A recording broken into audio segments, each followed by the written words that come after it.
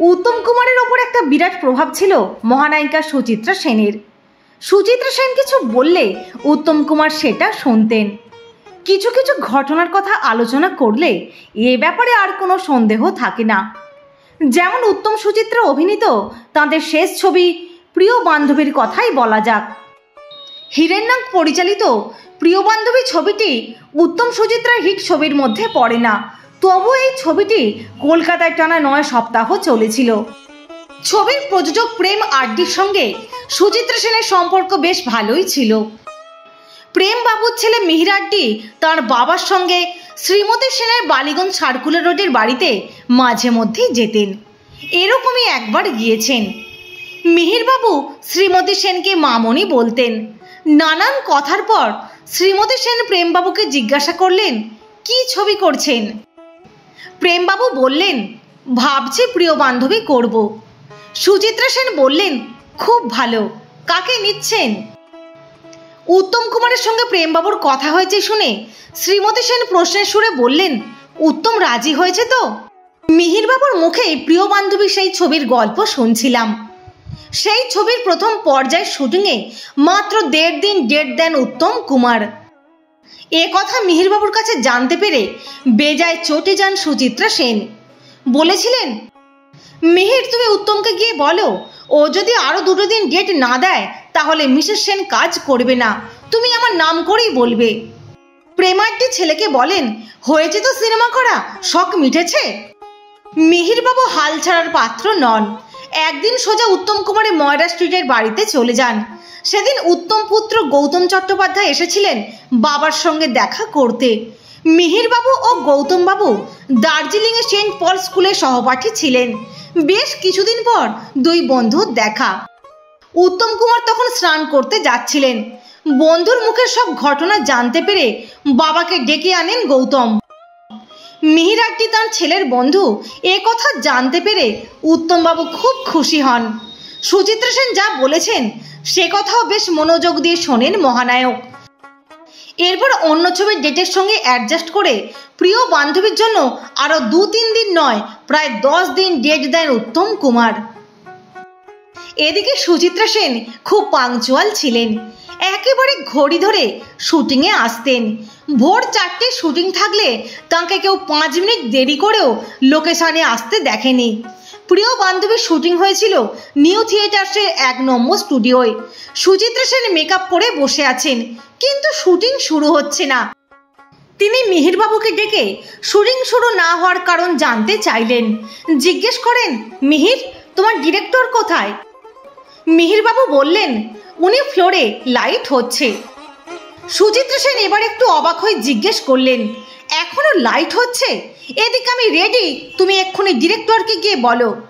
ততক্ষণে শ্রীমতী সেন কিভাবে যেন জেনে গেছেন উত্তম কুমার আসেননি। সেদিন তাদের দুজনের একসঙ্গে অনেকগুলো শট ছিল।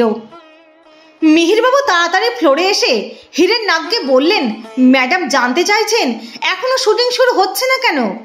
হীরেনবাবু তাকে বললেন, আপনি বুঝিয়ে বলতে পারছেন না উত্তমবাবু এখনো আসেননি?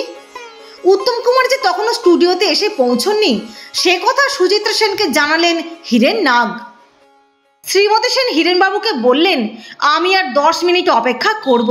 উত্তম যদি আসে ভালো, নইলে গাড়ি রেডি রাখুন, আমি এখনই চলে যাব। মহানায়িকা আরও 10 মিনিট অপেক্ষা করলেন মহানায়কের জন্য। তারপর স্টুডিও থেকে বেরিয়ে চলে গেলেন।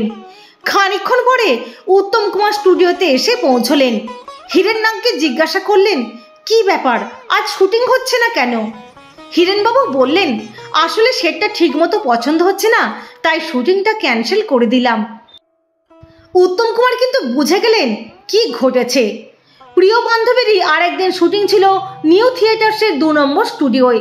সেদিন 200 ক্রাউন, প্রচুর লোকজন নিয়ে কাজ। উত্তম সুচিত্রাও এই ক্রাউড নিয়ে বেশ কিছু গুরুত্বপূর্ণ দৃশ্যের শুটিং। সুচিত্রা সেন সময় মতো স্টুডিওতে চলে এসেছেন। মিহির আড্ডি গিয়েছেন উত্তম কুমারকে আনতে। সুপ্রিয়া দেবী মিহিরবাবুকে বললেন, ওর তো জ্বর হয়েছে, আজ তো শুটিংয়ে যেতে পারবে না। মিহিরবাবু মন খারাপ করে স্টুডিওতে ফিরে এলেন। কিন্তু সুচিত্রা সেনের সামনে গিয়ে তিনি দাঁড়াতে পারছেন না। শ্রীমতী সেন কিন্তু মিহিরবাবুকে ঠিক লক্ষ্য করছেন। বললেন, গাছের পেছনে লুকিও না, এদিকে এসো। মিহিরবাবু অপরাধীর মতো গুটি গুটি এগিয়ে এলেন সুচিত্রা সেন যেখানে দাঁড়িয়েছিলেন সেদিকে। উত্তম কোথায় জানতে চাইলেন শ্রীমতী সেন। মিহিরবাবু আমতামতা করে বললেন, ওর জ্বর হয়েছে, আজ শুটিংয়ে আসতে পারছেন না। শ্রীমতী সেন রেগে গিয়ে বললেন, জ্বর হয়েছে? তাহলে এতগুলো লোক সাক্ষী আমি এসেছিলাম কিন্তু। এই বলেই সুচিত্রা সেন গাড়িতে উঠে স্টুডিও থেকে বেরিয়ে গেলেন। ঘটনাটা এতটাই আচমকা ঘটে গেল যে শ্রীমতী সেন আর একটা কথা বলারও সুযোগ দিলেন না মিহিরবাবুকে। তিনি হাঁ করে দাঁড়িয়ে রইলেন।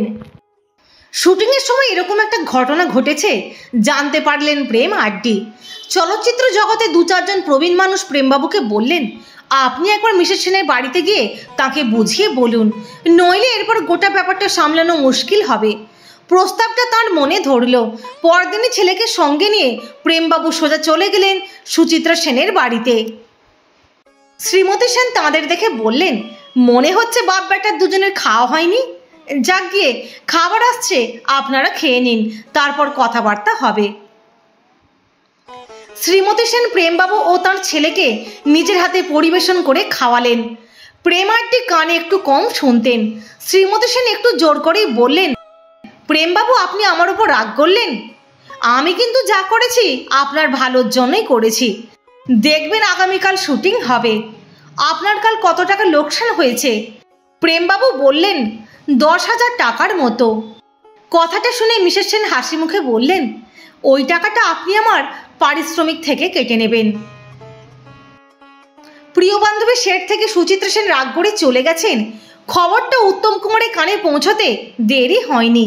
পরদিন নির্দিষ্ট সময়ে শুটিংয়ে হাজির মহানায়ক। শ্রীমতী সেনও পৌঁছে গেছেন। তাঁদের নিয়ে শুটিং করতে আর কোনো ঝক্কি ঝামেলা হয়নি।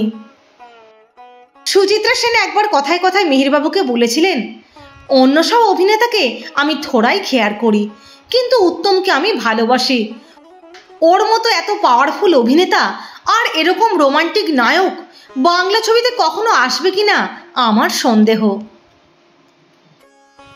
মিহিরবাবু আমাকে বলেন, স্টুডিওতে উত্তম সুচিত্রার মধ্যে কেমন খুনসুটি হতো শুনবেন। উত্তম কুমার স্টুডিওতে এসে সুচিত্রা সেনকে দেখে হাসি মুখে বললেন, গুড মর্নিং।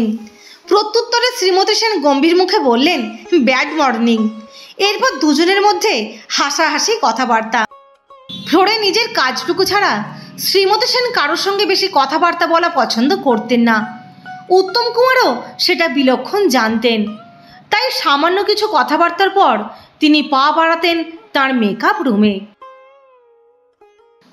লেখক সাংবাদিক সুমন গুপ্তের কাছে প্রযোজক মিহিরবাবু এই কথাগুলি বলেছিলেন। বন্ধুরা, কেমন লাগলো ভিডিওটি? অবশ্যই আপনাদের মূল্যবান মতামত জানাবেন। লাইক, শেয়ার এবং সাবস্ক্রাইব করে সঙ্গে থাকবেন। সকলে ভালো থাকবেন, সুস্থ থাকবেন, অনেক ভালোবাসা নেবেন।